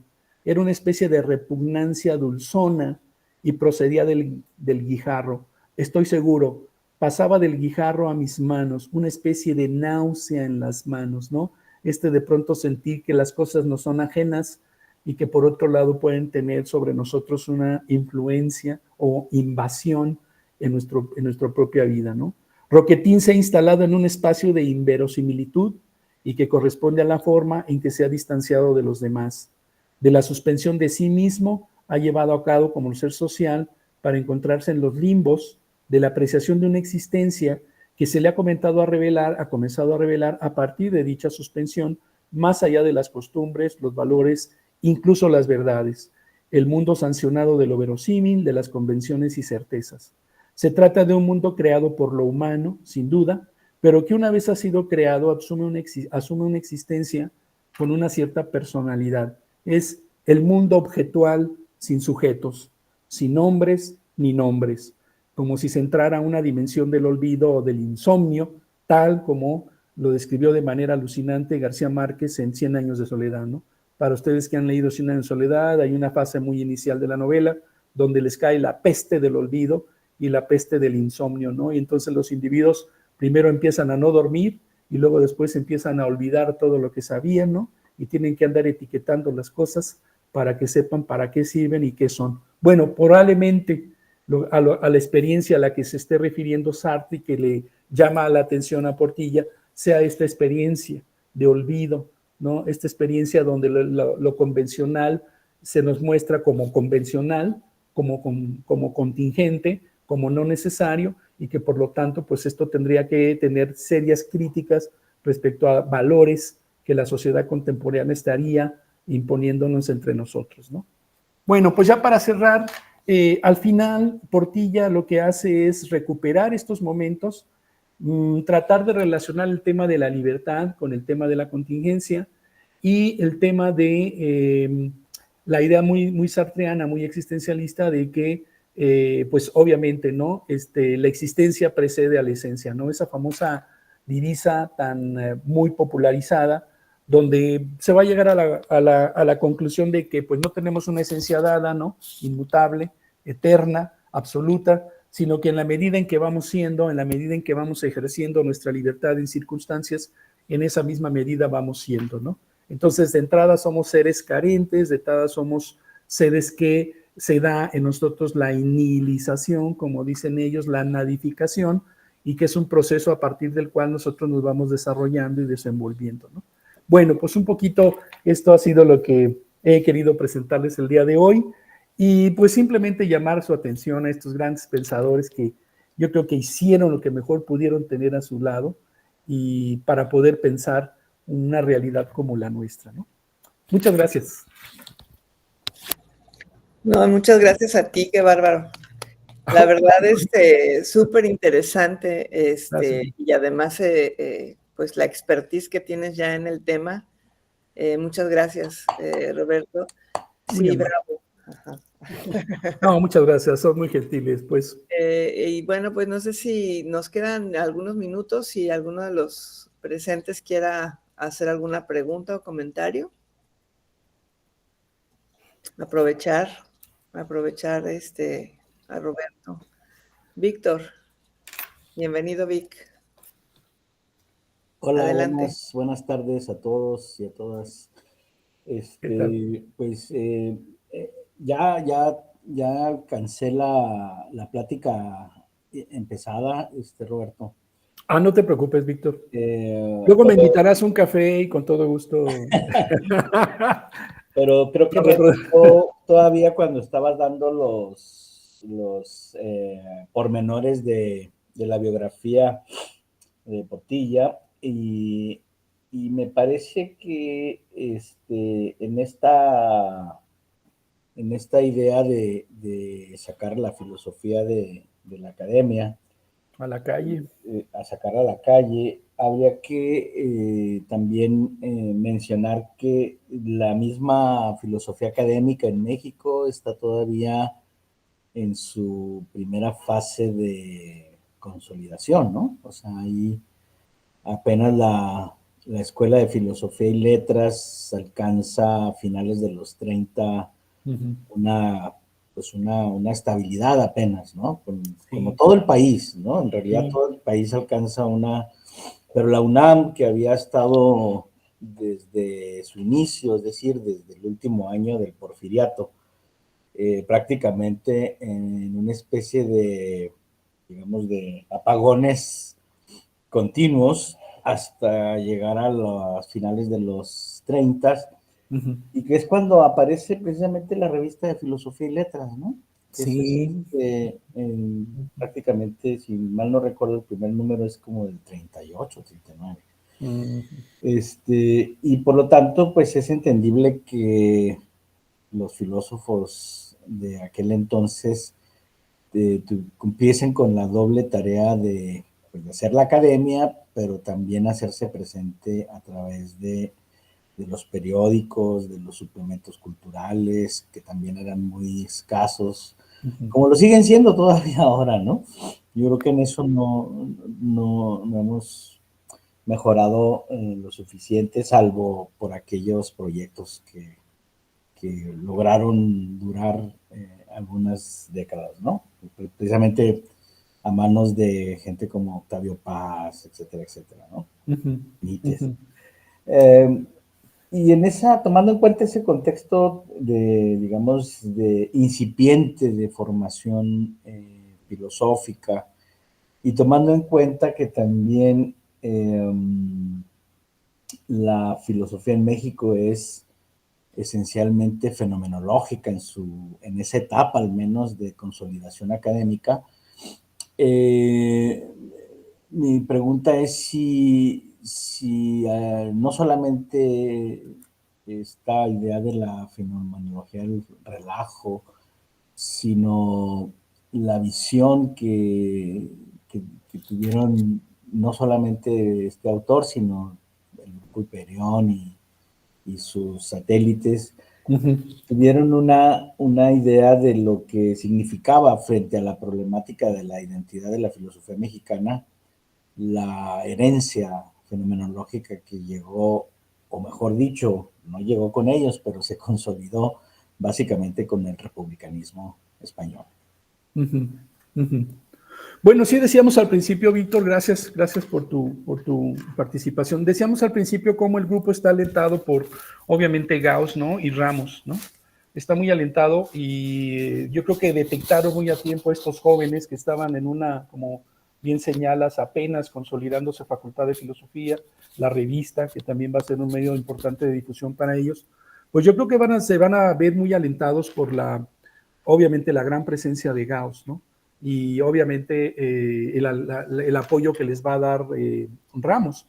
Entonces sí, yo creo que también el circunstancialismo orteguiano, a través también de una manera directa con el pensamiento alemán, pues los va a alentar, ¿verdad?, a tratar de hacer una serie de reflexiones sobre la cultura y la identidad. Claro, Ramos ya había, como todos sabemos, hecho el estudio y el análisis del peladito. Entonces, yo siempre me he explicado y encontré muy buenas explicaciones desde el punto de vista antropológico, por qué elegir estas figuras de la cultura popular, ¿no? ¿Por qué elegir al pelado? ¿Verdad? ¿Por qué Portilla elige al relajiento? ¿No? Y por qué Octavio Paz, todo el laberinto de la soledad, tiene un bellísimo, obviamente, el primer capítulo sobre el Pachuco. ¿Qué representan estas figuras, verdad? Que de alguna manera son periféricas, que de alguna manera son excéntricas, que de alguna manera reflejan a una sociedad que va entrando en una serie de contradicciones y dilemas sociales muy fuertes, como la pobreza, ¿no? Como llega a la gran migración del campo a la Ciudad de México, porque a pesar de lo que haya hecho Lázaro Cárdenas con la repartición de las tierras, pues no fue suficiente para alentar el campo. Entonces la Ciudad de México se vuelve una megalópolis y empiezan a aparecer todas estas figuras, ¿no? Leer La región más transparente de Fuentes en 1958, pues te vuelves a sorprender otra vez, ¿no? De todo este mundo urbano, en contraste con las élites burguesas, con los niños fifís, como se dice ahora, ¿no? Yo creo que sí había razones muy importantes para descender en la escala social y entender una cultura que era el mejor fermento de comprensión de sí misma, ¿no? Yo creo que desde el punto de vista de la antropología, tú lo sabrás mejor, estudiar la periferia, ¿verdad? Es como el elemento de concentración, ¿verdad? Estudiar el límite, estudiar estas figuras de la cultura popular que son como limítrofes, indecisas, ambiguas, inclasificables en cierto sentido, pues te van reflejando varios prismas. Es un prisma la figura que te va reflejando varios tipos de entendimiento y de comprensión de una realidad, ¿no? Y yo creo que sí viene también por el lado de Gauss, indudablemente, ¿no? Ahí la figura de Gauss es muy importante para todos ellos, aunque ya después, como tú bien sabes, Uranga, ¿verdad? Uranga lo va a despedazar, Uranga va a renegar de él, después de unos estudios que haga en Alemania, ¿no? Hay un testimonio muy fuerte. Hace poco salieron un libro bellísimo que creo que compiló Castañón sobre escritos en Alemania, de Uranga, y créeme que los testimonios que tiene sobre, que hará después sobre Gauss y la influencia de Heidegger en México son devastadores, ¿no? Es decir, todavía alcanzaron ellos, Uranga, por ejemplo, todavía alcanzó a decir, bueno, hasta aquí llegó Heidegger, ¿no? Hasta aquí llegaron los estudios sobre Heidegger, la ontología y la fenomenología. Se viene decepcionadísimo de Alemania y la mete y va y se pelea con Gauss porque pareciera ser que, no sé, no les dieron todo lo que probablemente hubieran esperado de un gran maestro que también encontró sus límites, por así decirlo, ¿no? En todas estas ideas, ¿no? Pero sí es muy zigzagueante la situación, y la presencia de Gauss, te digo, pues es indudable, ¿no? Es indudable todo el trabajo de Gauss, lo que después Gauss dirá acerca de lo que hicieron o no lograron hacer los hiperiones, que también les va a reclamar, ¿no? No haber hecho un esfuerzo adicional acerca de cómo pensaron la realidad mexicana, ¿no? Entonces sí, como que entre ellos mismos vienen momentos de discusión muy intenso, pero que se dan cuenta también, ¿no? De las posibilidades que tenía el pensar lo mexicano o hacer una filosofía en nuestro país, con qué dificultades habría que contar, ¿no? Muy bien. ¿Alguien más que quisiera preguntar algo? Bienvenido, Gustavo. Ya te vi. Nadie, jóvenes. Bueno, yo sí quiero hacer un comentario. Hola, Gustavo. Ah, aquí está Gustavo. Hola, hola. Pensé que era otro Gustavo. Puede ser, pero no es. Todavía no has llegado a ser el otro Gustavo. Pero será. Ya me falta poquito. Oye, Hola, yo sí quiero comentarte algo porque fíjate que me dio mucha pues emoción cuando oírte hablar del Hiperión, porque es esta manera de anécdota. Cuando yo hice la maestría en el 2002, era sobre las comunidades epistémicas y comunidades científicas. Entonces, este formato todavía positivista de la investigación me obligaba a hacer un estudio de caso. Mira. Entonces, ¿De caso o de caso con C mayúscula? no, de un caso, ¿De cuál caso? particular, de un caso particular. Ah, okay. No Antonio Caso. No.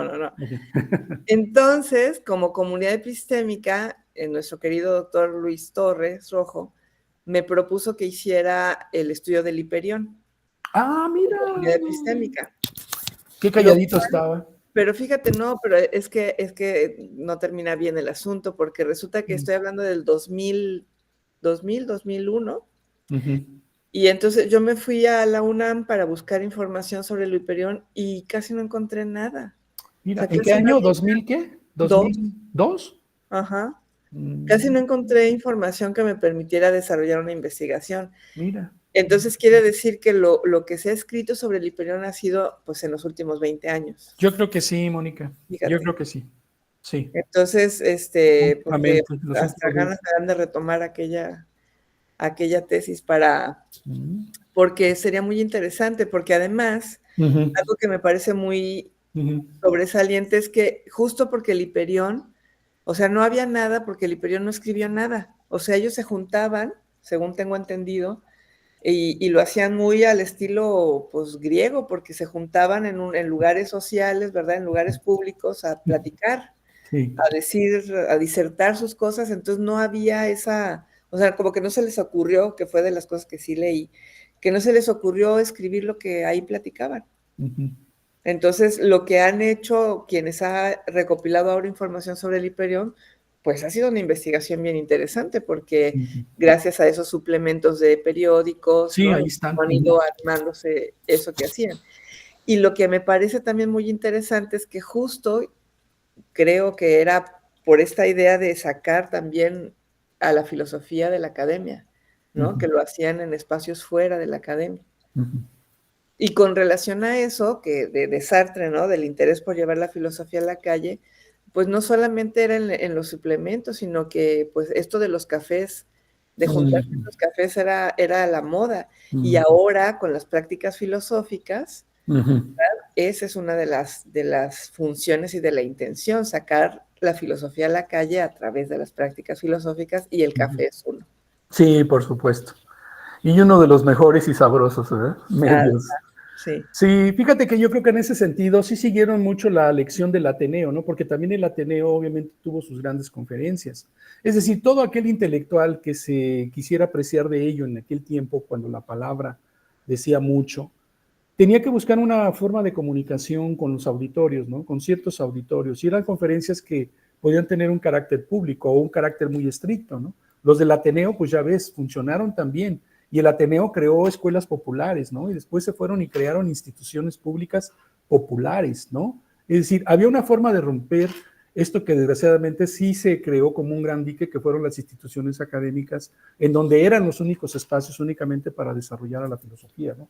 Cuando yo creo que incluso la misma trayectoria pública de Sartre nunca dejó de ser una figura pública, ¿no? Nunca dejó de estar en lugares, en las manifestaciones del 68, cuando peleaban por las guerras de Francia con Argelia o el problema terrible que tenían en Asia.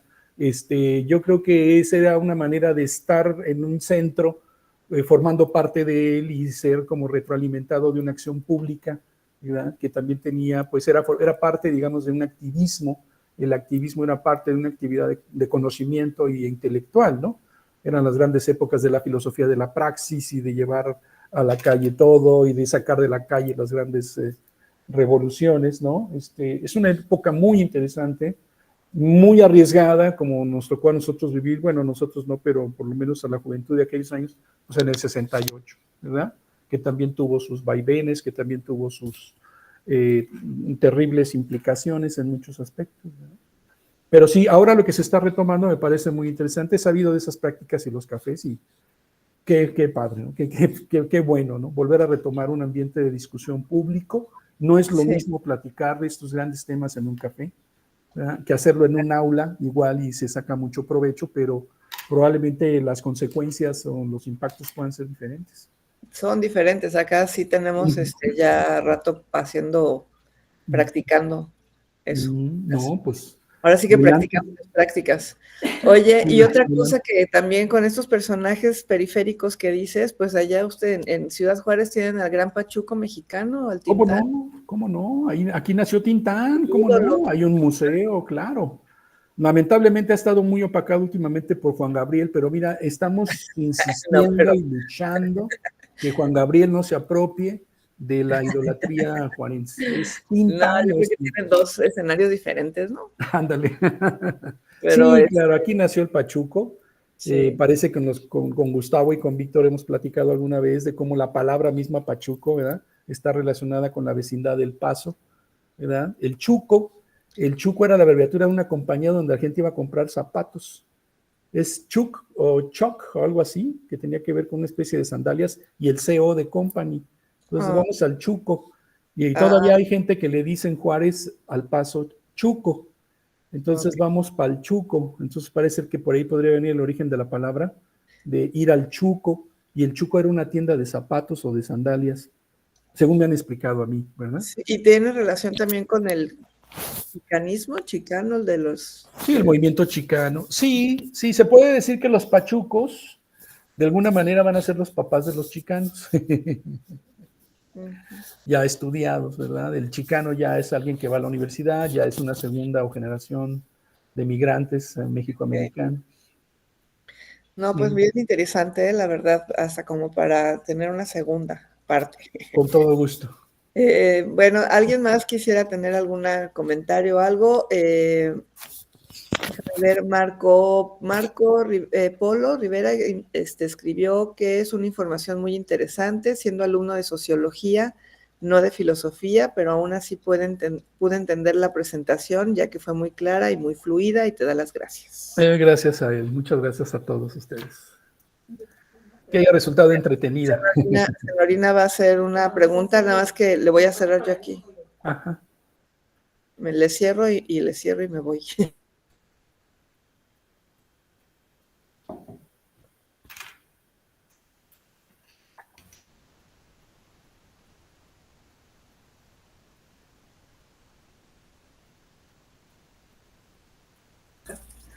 Sí, buenas tardes.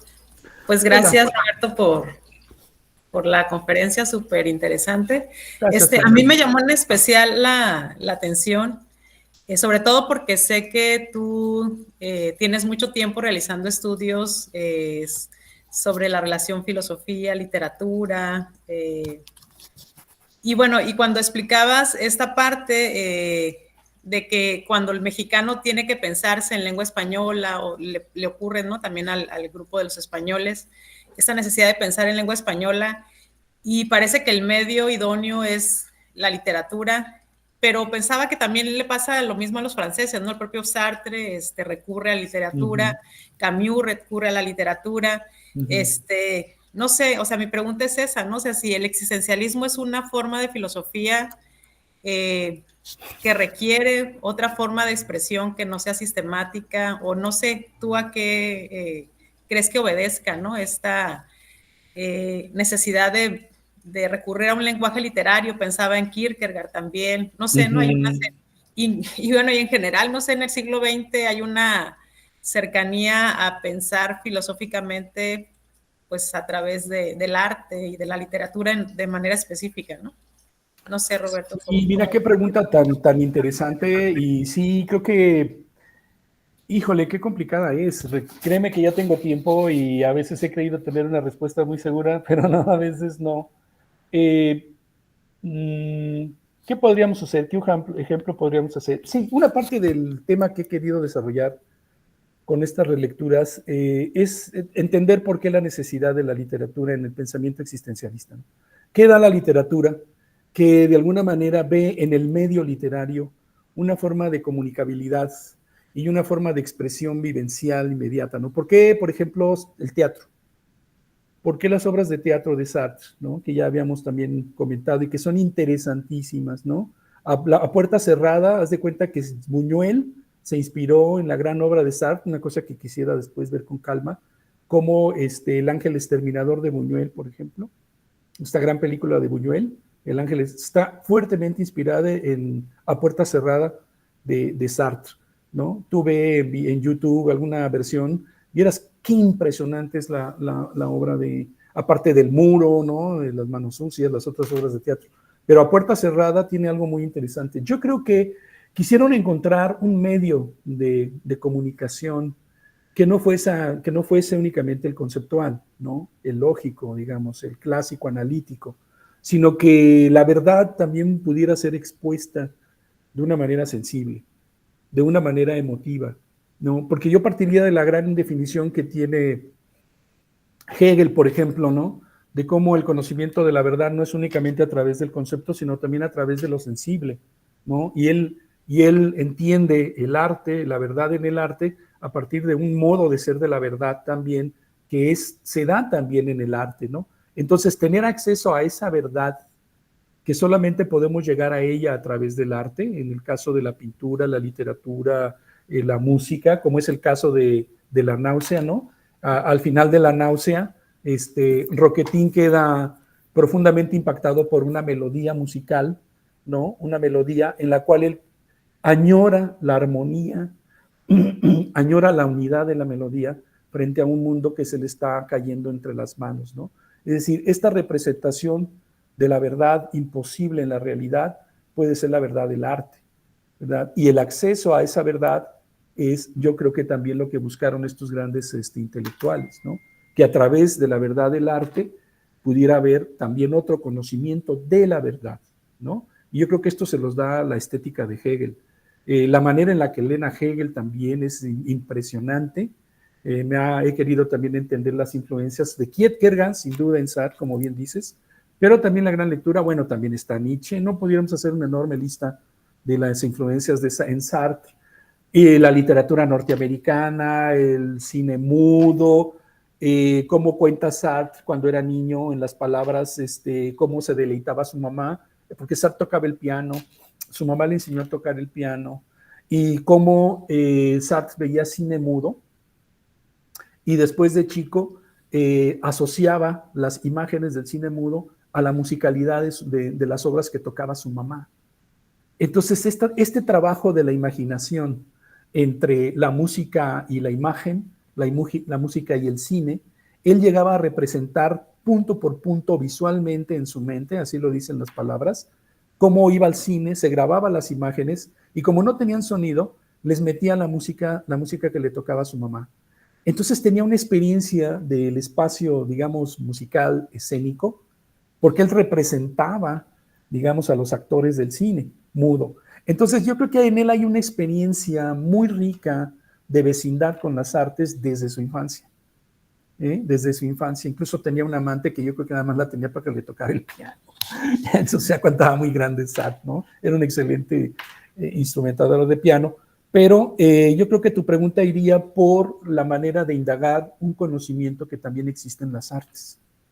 Y que hay una forma de ser de la verdad en el arte, y que es una verdad, es una forma de ser que normalmente el pensamiento el filosófico o reflexivo, conceptual, deja de lado, ¿no? Hay una forma de ser, hay una forma de verdad, y yo creo que ellos quisieron, de alguna manera, entretejer esas verdades en sus obras, ¿no?